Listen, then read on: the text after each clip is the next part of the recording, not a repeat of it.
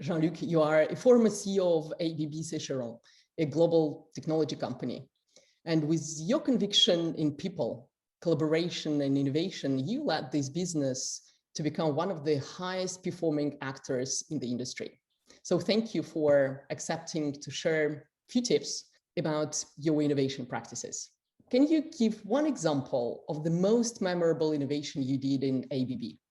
I will speak about a project which name is TOSA, that's related to sustainable mobility. The goal of the project was to develop a brand new solution for e-mobility within city with high capacity buses, with innovative technology regarding flash and fast charging. And it was really a challenge because we were not specialists within the group of e-buses. One key issue was really to find the right partners in order to develop the solution. We partner with the public transportation in Geneva, with promotion office related to the state, with utility, SCG, and ABB. The challenge was to enter in the low end of the rail business. Our perception was that as soon as the bus will become electric, we will be challenged on the market. It was really connected to the sustainable mobility for a better world strategy we were developing within the group. And I must say that it was a great achievement because that's one of the only projects in my career where we did what we wanted on time, on budget, and with some commercial perspective, which were not materialized a few months later.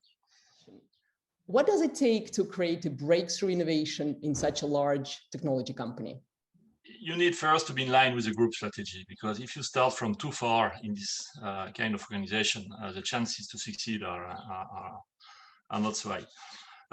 Then you need obviously to mobilize internal resources which are not related directly to your business. So you need really to start to mobilize the right skills, right competence. So you need to know them, by the way, not so obvious. The research centers when needed, and to convince them that it makes sense to work on such a project. Then you need to be market driven.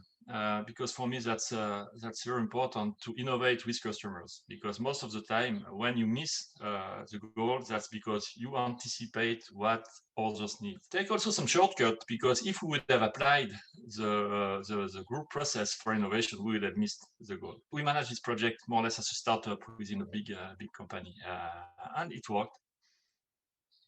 Manage a project as a startup in a large company. That's I'm sure something that well, I will remember for sure.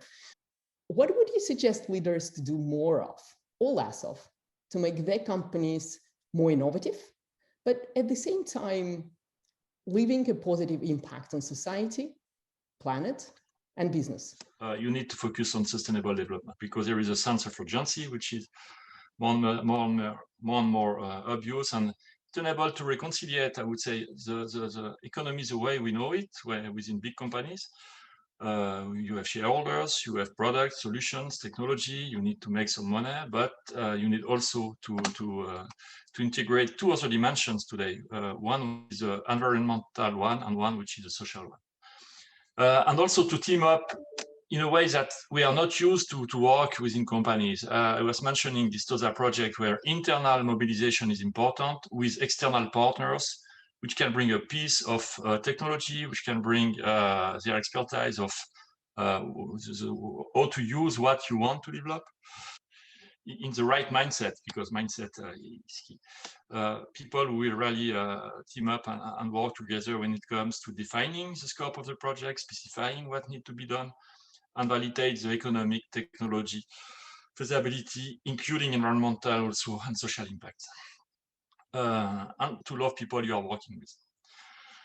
And consequently, to do less internal politic power games that customers are not ready to pay at the end.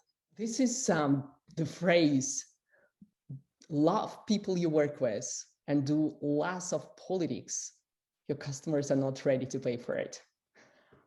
A very powerful statement, Jean Luc. Thank you so much for sharing all these insights with us today. And hopefully many other leaders will find them as insightful as I did.